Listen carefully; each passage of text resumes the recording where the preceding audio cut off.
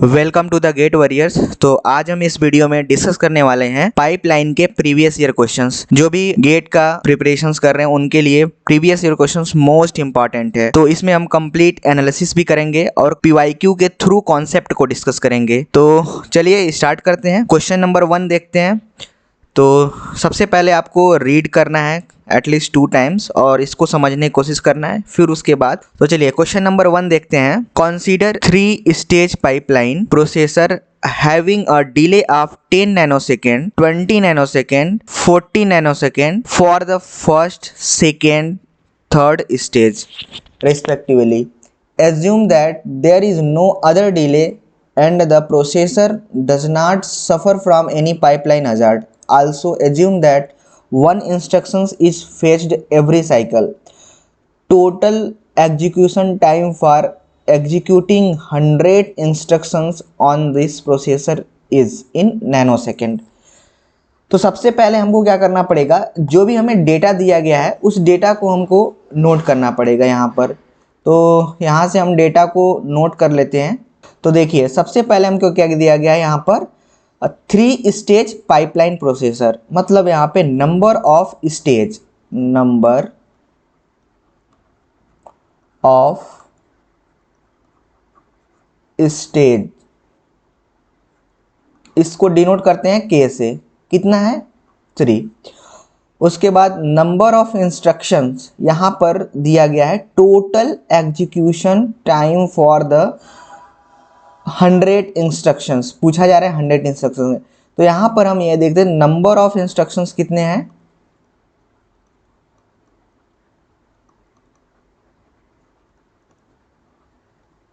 100।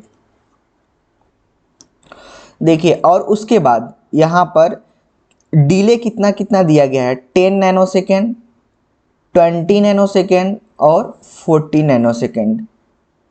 तो हमें जो यहाँ पर पाइपलाइन प्रोसेसर है तो हम यहाँ पर क्या करेंगे, मैक्सिमम निकालेंगे, मैक्सिमम डिले किस, तो यहाँ पे T P equal to max क्या होता है, स्टेज डिले, ठीक है। और यहां पर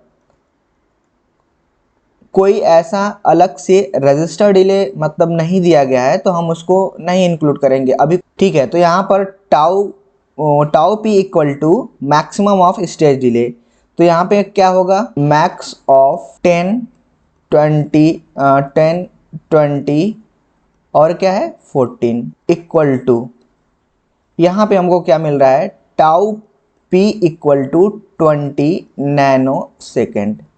अब इसके बाद हमें ये पता चल गया, अब यहाँ पर हमें एग्जीक्यूशन टाइम निकालना है। क्या निकालना है, execution time, total execution time. Question पढ़िए आप फिर से एक बार, the total execution time for executing 100 instructions on this processor is, question सही है। तो देखिए अब हमें एग्जीक्यूशन टाइम, तो हम इसको ई टी के से डिनोट करते हैं या फिर लिख देते हैं एग्जीक्यूशन टाइम इक्वल टू के प्लस एन माइनस 1, उसके बाद ये टाउ पी। अब यहाँ पर हमारे पास यहाँ पे क्वेश्चन में क्या दिया गया है, कितना स्टेज है 3 प्लस इंस्ट्रक्शंस कितने हैं 100 माइनस 1 और यहाँ पे टाउ पी कितना है 20, ठीक है। तो ये हमें कितना मिल रहा होगा, ये हो जाएगा इसको, तो ये 102 इंटू यहाँ पे 20, तो इसको फिर हम मल्टीप्लाई करेंगे तो 204 और 0 आ गया 0 और यहाँ पर नैनो सेकेंड। तो हमारा एग्जीक्यूशन टाइम इन पाइपलाइन क्या आंसर आ रहा है, 2040 नैनो सेकेंड। तो हमारा ये करेक्ट आंसर है, ठीक है। तो एक बार हम फिर से देख लेते हैं, नंबर ऑफ स्टेज 3 दिया था, नंबर ऑफ इंस्ट्रक्शंस क्या दिया है 100 और हमें क्या निकालना है यहाँ पे, तो जो स्टेज का जो डिले दिया है वो हमें 10, 20, 14 दिया गया था। तो हम इसका जो मैक्सिमम है उसको कल निकाले, तो मैक्सिमम इसमें से कौन सा है 20, तो 20 नैनो सेकेंड। फिर उसके बाद एग्जीक्यूशन टाइम निकालना है, तो एग्जीक्यूशन टाइम के लिए हम k+n-1 ये मतलब नंबर ऑफ क्लॉक साइकिल जितने हैं into multiply by tau P, एक स्टेज का मतलब एग्जीक्यूशन टाइम कितना लग रहा है उससे मल्टीप्लाई करेंगे। और यहाँ पे 20 क्यों लेते हैं, इसलिए लेते हैं 20 क्योंकि मैक्सिमम हमको देखना है। यदि हम 14 ले लेंगे या फिर 14 या फिर 12, इन दोनों को कंसीडर नहीं कर सकते हैं क्योंकि हमें एक मैक्सिमम लेंगे तो इतने समय में 20 नैनो सेकेंड में हर स्टेज को कंप्लीट कर लेगा, कि मतलब 20 ले रहे हैं तो इससे क्या हो रहा है सभी में सेटिस्फाई हो रहा है। लेकिन 10 ले लेंगे तो हमें यहाँ पे 12, यहाँ पे 10 ले लेंगे तो 14 का क्या होगा और 20 का क्या होगा, मतलब इसमें से 10 नैनो सेकेंड तक तो 10 नैनो सेकेंड तो नहीं हो सकता है, यहाँ पे 14 भी नहीं हो सकता है, इसलिए मैक्सिमम हम प्रेफर करते हैं हमेशा। तो ये हमें आपको समझाना था। तो यहाँ पे हमारा जो आंसर आया 204। चलिए अब ये हमारा क्वेश्चन नंबर 1 कंप्लीट हो गया। अब क्वेश्चन नंबर 2 पे चलते हैं, ठीक है। क्वेश्चन नंबर 2, और यहाँ पे आपको सॉल्यूशन सब दिया गया है, ठीक है। यहाँ पे जैसे आपको डायग्राम भी मिल जाएगा, इसको आप खुद से यहाँ पे और यहाँ पे जैसे देख सकते हैं, ठीक है। चलिए नेक्स्ट क्वेश्चन पे मूव करते हैं, क्वेश्चन नंबर 2। तो यहाँ पर क्वेश्चन नंबर 2 को कम से कम 2 बार इसको पहले रीड करना है आपको, बहुत आराम से एकदम इसको रीड करना है। देखिए क्वेश्चन नंबर 2 में क्या दिया है, in an instructions execution pipeline the earliest that the data TLB का क्या फुल फॉर्म है, translation look aside buffer can be accessed is. तो यहाँ पर ये क्वेश्चन है कि इन द इंस्ट्रक्शंस, इस इंस्ट्रक्शंस में execution pipeline the earliest data TLB can be accessed. तो ऑप्शंस क्या दिया गया है, before effective address calculation has started, during effective address calculation, after effective address calculation completed, after data cache lookup completed। तो जब तक हमें इफेक्टिव एड्रेस नहीं मिलेगा, मतलब जब तक हमें इफेक्टिव एड्रेस नहीं मिलता है तो हम वो फिजिकल एड्रेस में कैसे फाइंड आउट करेंगे, क्योंकि जो TLB होता है वो वर्चुअल एड्रेस से फिजिकल एड्रेस में हमको लेके जाता है। अच्छा, इसको हम एक एग्जाम्पल के तौर पे समझते हैं, ठीक है, कि ऑप्शन हमारे यहाँ पे C करेक्ट है, लेकिन इसको हम कैसे समझेंगे, ठीक है। तो देखिए जैसे हम एक सिनेरियो क्रिएट करते हैं आपके लिए, कि सपोज आपको किसी दोस्त के पास अपने जाना है, ठीक है। यहाँ पर कोई आपका दोस्त है, ठीक है, उसके घर पे जाना चाहते हो। अब घर पे जाना चाहते हैं तो क्या होगा, तो इस घर का कुछ नाम होगा, ठीक है। और फिर हमें मतलब कि आपको क्या करना पड़ेगा यहाँ पर, कि आप गूगल मैप में सर्च करोगे, ठीक है, जिस दोस्त के घर पे जाना है, किस में, गूगल मैप में। फिर मैप, जो गूगल मैप है वो क्या करेगा, एग्जैक्ट जो फिजिकल लोकेशन वो बताएगा, ठीक है। ये गूगल मैप क्या करेगा, एग्जैक्ट फिजिकल लोकेशन हमको बताएगा। तो यहाँ पर अब यही चीज़ समझना है कि जो इफेक्टिव एड्रेस है वो क्या है, यहाँ पर ये इफेक्टिव एड्रेस जो हम बात कर रहे हैं वो है घर का नाम, क्या है, घर का नाम, ठीक है। और TLB यहाँ पे क्या वर्क कर रहा है, TLB यहाँ पे गूगल मैप्स।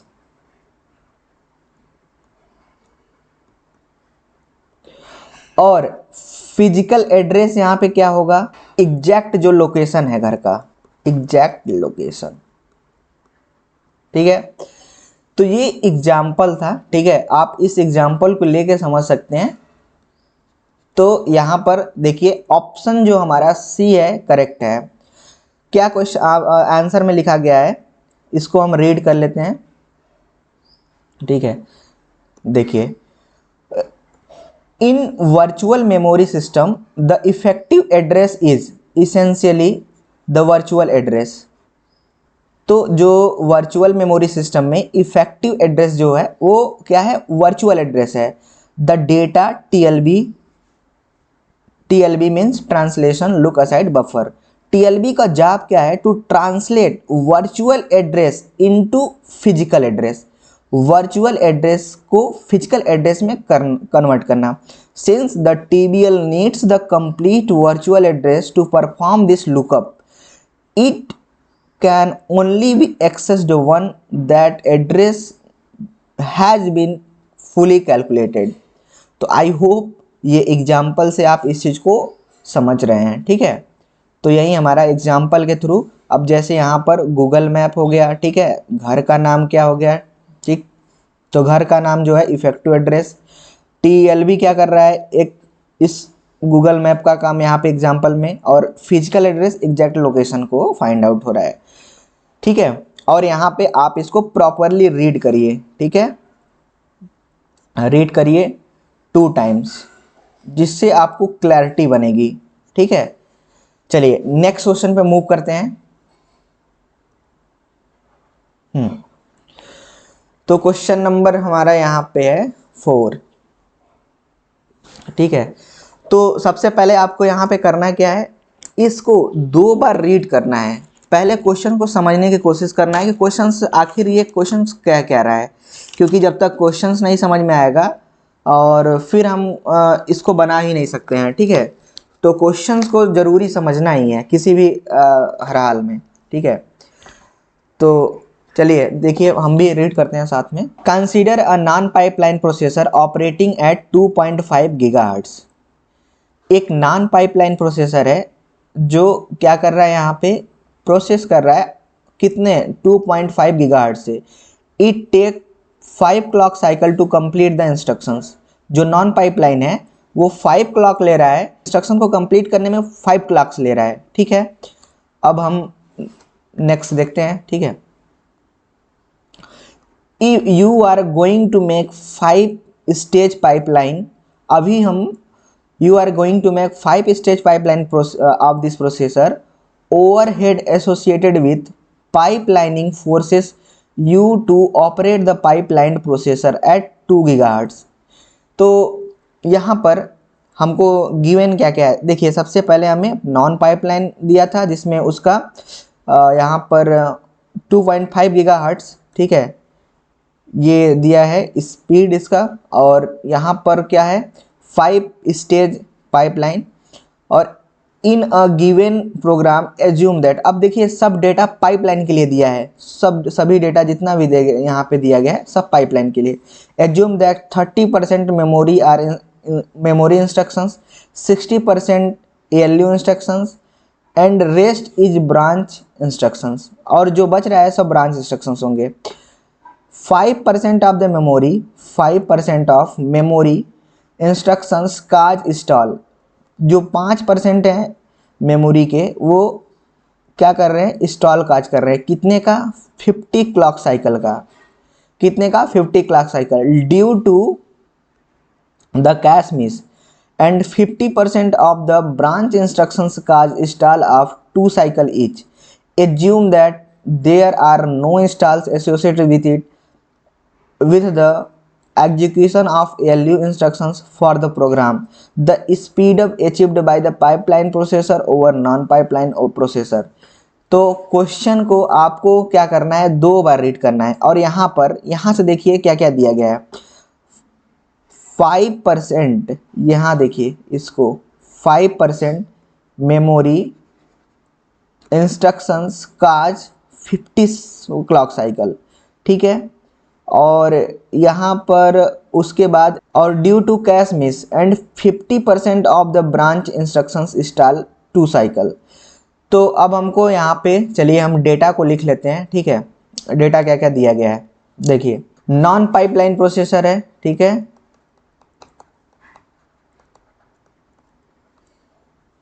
ये कितने पे ऑपरेट हो रहा है, 2.5 गीगा हर्ट्ज पे।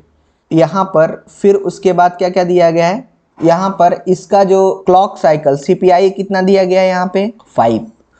और फिर उसके बाद ध्यान से देखना है पाइपलाइन के लिए अब हमको सोचना है। तो पाइपलाइन में यहाँ पर क्या दिया गया है कि जो प्रोसेसर है पाइपलाइन प्रोसेसर एट 2 गीगाहर्ट्ज, तो यहाँ पे भी ये कितना 2 गीगाहर्ट्ज से ये भी ऑपरेट हो रहा है। और यहाँ पर कितने स्टेजेस हैं, 5 स्टेजेस, ये लिख लेते हैं, ठीक है। और उसके बाद यहाँ पे सीपीआई हमको नहीं पता है, ठीक है, नहीं पता है, तो सीपीआई हमको निकालना पड़ेगा, ठीक है। तो और उसके बाद क्या क्या दिया गया है, 30% मेमोरी इंस्ट्रक्शंस, जो 30% है वो मेमोरी इंस्ट्रक्शंस है। तो यहाँ पे हम लिख लेते हैं जो प्रोग्राम का 30% है वो क्या है, मेमोरी। 60% क्या है, एएलयू। और 10% क्या है, ब्रांच, ठीक है। अब देखिए यहाँ पर जो जो मेमोरी में क्या हो रहा है, यहाँ पर ध्यान से पढ़िए, 5% of the memory instructions cause install of 50 clock. तो यहाँ पे इंस्टॉल कितना आ रहा है इसका, 5% का, यहाँ पे जो इंस्टॉल आ रहा है हमारे पास 50, ठीक है। और उसके बाद 50% of the branch instructions cause install of 2 cycle. तो 50% इसका 50% जो है इंस्टॉल लग रहा है, इसमें कितना लग रहा है, 2, ठीक है। अब यहाँ पे हमको क्या करना है, और assume that there is no install in the, क्या बोल रहा है, there is no install in the ALU instructions, ठीक है, एएलयू में कोई इंस्टॉल्स नहीं है, ठीक है, तो इसमें कोई इंस्टॉल नहीं दिया गया है। तो पूछा क्या जा रहा है, for this program speed up, question क्या पूछा जा रहा है, स्पीड अप, हमको क्या निकालना है, स्पीड अप। तो क्या होता है, TN अपान TP। TN मतलब execution time in non pipeline processor upon execution time in pipeline processor, ठीक है। तो इसको हम कैसे कैलकुलेट करेंगे, ठीक है, इसको ध्यान से समझेंगे तभी ये समझ में आएगा, वरना बिल्कुल नहीं समझ में आएगा, ठीक है। तो देखिए यहाँ पर जो हमारे पास इसका CPI क्या होगा, ठीक है, इसका CPI हमको निकालना है, CPI क्या होगा। तो CPI निकालने के लिए 51 इसका आएगा, ठीक है। जो भी इंस्टॉल होता है उससे +1 करेंगे तो हमें CPI मिल जाएगा। अब आपको ये डाउट आ रहा होगा कि ये CPI +1 कैसे हो जा रहा है, ठीक है, इसका CPI 3 होगा, ठीक है। तो ये कैसे आ रहा है, तो आप केयरफुली ध्यान से देखेंगे तभी समझ में आएगा, ठीक है। देखिए मान लीजिए कोई इंस्ट्रक्शंस है, ठीक है, इंस्ट्रक्शंस इसमें 1 2 3 4 5, 1 2 3 4 5। अभी हमारे पास कोई स्टॉल नहीं है, 0 स्टॉल है, 1 2 3 4 5। तो यहाँ पर 0 स्टॉल पे यहाँ पर देखिए 0 स्टॉल पे, अच्छा पहले CPI कैसे हमको पता चलेगा, देखिए हाँ ध्यान से समझेंगे तभी समझ में आएगा, ठीक है। तो जो CPI हम कैलकुलेट करेंगे, कैसे करेंगे, यहाँ पर देख लीजिए ध्यान से, ये जो है यहाँ पे इस इंस्ट्रक्शंस और यहाँ की इसके बीच में कितना आ रहा है, 1, ठीक है, यही CPI है, CPI। चलिए अब हम एक नेक्स्ट इंस्ट्रक्शंस लेते हैं जिसमें हम क्रिएट करते हैं 1 2 3 4 5 यहाँ पे हाँ, अब यहाँ पे हमें इंस्टॉल लेना है। ठीक है, अब हम यहाँ पर, ठीक है, यहाँ पे इंस्टॉल लेते हैं कितने का, 3 का, 1 2 3। अब यहाँ पे देखते हैं 1 2 3 4 5।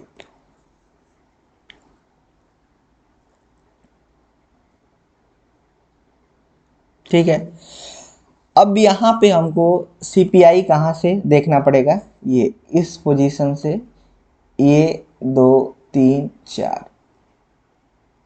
ठीक है, तो हमारे पास कितने इंस्टॉल है यहाँ पर, बहुत ही बारीक से समझेंगे तभी समझ में आएगा। यदि हमारे पास 3 इंस्टॉल है, 3 इंस्टॉल, तो जो CPI 1 2 3 4, ठीक है। यदि हमारे पास यहाँ पे 0 इंस्टॉल है, क्या यहाँ पे 0 इंस्टॉल है, मतलब एक भी नहीं, तब CPI कितना आ रहा है, CPI इक्वल टू 1, मतलब 0 से 1 पे। अब यहाँ पे देखिए, यहाँ पे 3 इंस्टॉल था तो CPI कितना बन रहा है हमारा, +1, ये 4 टोटल यहाँ पे CPI कितना आ रहा है, टोटल 4 आ रहे हैं, तो 3 से 4। आई होप ये आप सभी को समझ में आ गया होगा। ठीक है, तो अब हम इसको सॉल्व करते हैं। ठीक है, इतना आप सभी को तो समझ में आ गया होगा, करेक्ट। अब हमको निकालना क्या है, स्पीड अप, तो execution time in non pipeline upon pipeline. तो नॉन पाइपलाइन के लिए क्या करेंगे, हमें यहाँ पर ऑलरेडी CPI 5 पता है, तो हम यहाँ पे मल्टीप्लाई कर देंगे 2.5 से, तो हमें क्या मिल जाएगा, ET मिल जाएगा। ET इक्वल टू क्या मिल जाएगा, 2.5। अच्छा, 2.5 को पहले हमको क्या करना पड़ेगा, इसको किस में कन्वर्ट करना पड़ेगा, 1 सेकेंड में हमको देखना पड़ेगा ना कि 1 सेकेंड में कितने एक क्लॉक में कितने नैनो सेकेंड्स हो सकते हैं। ठीक है, देखिए ये 2.5 गीगाहर्ट्ज़ है। ठीक है, तो हम इसको सेकेंड में करना है, तो 1 सेकेंड यहाँ पर 2.5 गीगा इक्वल टू 1 सेकेंड बोल सकते हैं। हर्ट्ज़ जब इधर साइड आएगा तो वो 1 सेकेंड हो जाएगा। ठीक है, अब ये 2.5 है, तो 2.5 को 2.5 इंटू 10⁹ है, तो ये जाएगा उस साइड इक्वल टू 1 सेकेंड। ठीक है, ये क्लॉक्स हैं। ठीक है, ये क्या है, क्लॉक। तो स्पेस थोड़ा कम बच रहा है, वैसे भी हम एक्सप्लेन करने की कोशिश कर रहे हैं। ठीक है, तो उसके बाद हम क्या करेंगे यहाँ पर कि 1 क्लॉक में क्या होगा, तो 1 क्लॉक निकालने के लिए इसको यहाँ पे देख लीजिए। ठीक है, 1 क्लॉक में क्या होगा, 1 क्लॉक में 1/2.5 10⁹ है, तो ऊपर जाएगा 10⁻⁹ हो जाएगा। यदि हम यहाँ पे इसको जस्ट इधर शिफ्ट करेंगे तो 10⁻⁹ हो जाएगा। इसका मतलब 10⁻⁹ को हम क्या कह सकते हैं, ये इसको क्या कह सकते हैं, नैनो सेकेंड। ठीक है, ये आपको समझ में। तो 1 क्लॉक साइकिल में, ठीक है, मतलब 1 क्लॉक में हमारे पास 1/2.5 नैनो सेकेंड है, तो 5 में कितना होगा यहाँ पर, तो 5 में यहाँ से हम क्या कैसे कैलकुलेट करेंगे, 1/2.5 इंटू 5, ये हमारा क्या है, execution in time in TN, ये हमारा है TN। ठीक, अब बस हमको क्या करना है, time execution time of non pipeline का पता चल गया है, हमको क्या कैलकुलेट करना है, एग्जीक्यूशन टाइम पाइपलाइन का। तो कैसे इसको कैलकुलेट करेंगे, चलिए इसको हम इरेज कर लेते हैं। ठीक है, ये वीडियो जो देखेगा उसी को ये चीज़ समझ में आएगा। ठीक है, जो स्टॉल्स की बातें हो रही हैं, ठीक है, ये सब, और जो नहीं देखेगा तो उसको बिल्कुल नहीं समझ में आएगा कि कैसे CPI एक मतलब यहाँ पे ऐड हो गया, बढ़ गया। CPI यहाँ पे 3 हो गया। अब देखिए इसको कैसे कैलकुलेट करेंगे, ठीक है। हमारे पास ये निकल के आ गया, ठीक है, ये TN निकल के आ गया है। अब TP निकालना है हमको। तो TP निकालने के लिए सबसे पहले हमें CPI निकालना पड़ेगा। क्या? CPI। तो CPI निकालने के लिए क्या करेंगे? CPI निकालने के लिए ये जो पूरा डेटा दिया गया है इसी से हमको निकालना है। तो देखिए यहाँ पे 0.30% है, मतलब 0.30।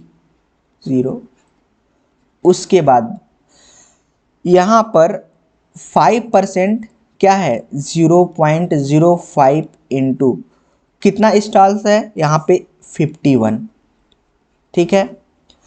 अब यदि 0.05 इतने यहाँ पर 0.05 मेमोरी इंस्ट्रक्शंस कॉज स्टॉल्स, तो कितने नहीं करेंगे यहाँ पे? देखिए 0.95। और ये हमारा इसका जब कुछ नहीं है तो 1 होता है, ठीक है। जो यहाँ पर जो स्टॉल है 1 होता है। अभी आपको समझाया हूँ कि जब इंस्ट्रक्शंस एग्जीक्यूट कर रहे हैं विदाउट एनी स्टॉल्स तो उसका कितना होता है? 1 प्लस अब क्या होगा? इसका कितना होगा? 0.60। और यहाँ पे कुछ नहीं है तो इसका 1 होगा, ठीक है। प्लस लास्ट में इसमें क्या होगा? 10% है तो 0.10। फिर इसको 50%, 50 मतलब 0.5, 0 इंटू 3 प्लस 0.5 इंटू 1, ठीक है। तो इसको कैलकुलेट करने पे कितना हमारा आ रहा है, इसको कैलकुलेट करेंगे टोटल। तो यहाँ पे ये देखिए, यहाँ पर ये तो 0.6 ही रहेगा। और यहाँ पर जो इसको कैलकुलेट करने पे कितना आएगा? 5, ये, ठीक है। तो ये हमारा टोटल, इसको यदि आप कैलकुलेट करेंगे तो हमको ये मिल रहा होगा कैलकुलेटर से 1.5 plus 0.8 that is equal to 1.85। ये क्या है? CPI average in pipeline processor, ठीक है। अब हमें CPI मिल गया तो हम क्या करें? यहाँ पर जो भी अभी इसमें हमें एक चीज़ और यहाँ पे दिया गया है। क्या दिया गया है? यहाँ पे देख सकते हैं कि जो पाइपलाइन प्रोसेसर था वो कितने गीगाहर्ट्ज से यहाँ पे एग्जीक्यूट कर रहा था, यहाँ पर क्वेश्चंस में मेंशन है।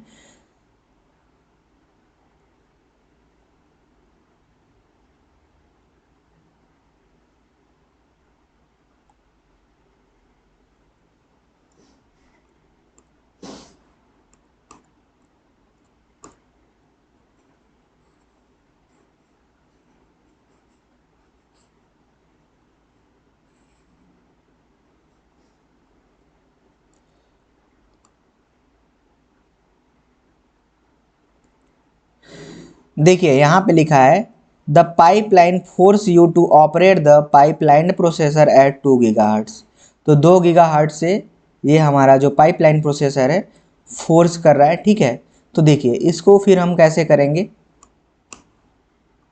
ये हमको दिया गया है। लेकिन ये कन्वर्जन आपको आनी चाहिए कि कन्वर्ट कैसे हम कर रहे हैं, ठीक है।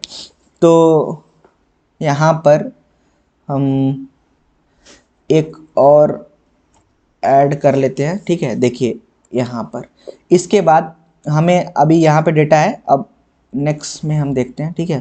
तो जो हमारे पास execution time in non pipeline क्या नहीं मिला था, ये नोट कर लेते हैं। हमारे पास था 1.25 इंटू 5 नैनो सेकेंड, ठीक है। और उसके बाद अब हम एग्जीक्यूशन टाइम पाइपलाइन के लिए देखेंगे तो क्या होगा। तो हमारे पास कितना दिया है क्वेश्चन में, यहाँ पे जो 2 गीगाहर्ट्ज से पाइपलाइन प्रोसेसर एग्जीक्यूट कर रहा है, तो 2.5 से 2 गीगाहर्ट्ज से एग्जीक्यूट कर रहा है हमारा 2 गीगाहर्ट्ज से एग्जीक्यूट कर रहा है पाइपलाइन प्रोसेसर, 2 गीगाहर्ट्ज। तो इसको कन्वर्ट कर लेते हैं। तो इसको कैसे कन्वर्ट करेंगे, 2 गीगाहर्ट्ज है तो यहाँ पे 1 सेकेंड में 2 गीगाहर्ट्ज, तो ठीक है 2 गीगा को कैसे मल्टीप्लाई करेंगे, 2 to the power 10 to the power 9, 1 into, ठीक है 1 सेकेंड। ये जब इधर जाएगा तो क्या हो जाएगा, 2 इक्वल टू 1 नैनो सेकेंड।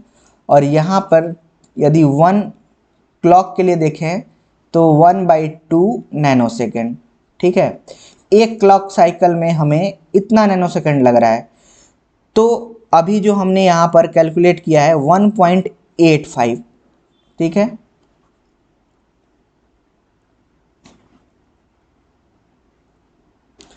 यहाँ पे 1.85, तो क्या होगा यहाँ पे 1.85 1/2 इंटू 1.85 से मल्टीप्लाई कर देंगे तो हमें यहाँ पर क्या मिल रहा होगा, इसको आप कैलकुलेट करिएगा, ठीक है। तो जो भी आएगा, ठीक है। अब इसको देखिए, अब यहाँ पर हम कैलकुलेट करेंगे एग्जीक्यूशन टाइम। हमको बेसिकली कैलकुलेट करना है स्पीड अप। क्या होगा, time in non pipeline upon time in pipeline. अब इसका जो यहाँ पे दिया गया है 1/2.5 इंटू 5 अपान 1/2 इंटू 1.85। इसको जब कैलकुलेटर से आप कैलकुलेट करोगे तो आंसर निकल के आएगा 2.162, ठीक है। यही हमारा आंसर है, करेक्ट आंसर क्या है 2.162। देखिए क्वेश्चन बहुत बड़ा नहीं है, क्वेश्चन को बस समझने की कोशिश करना है कि क्वेश्चन आखिर कह क्या रहा है। जब तक आप इसको 2 बार नहीं रीड करते हैं, समझते हैं, तो वो नहीं समझ में आएगा, ठीक है।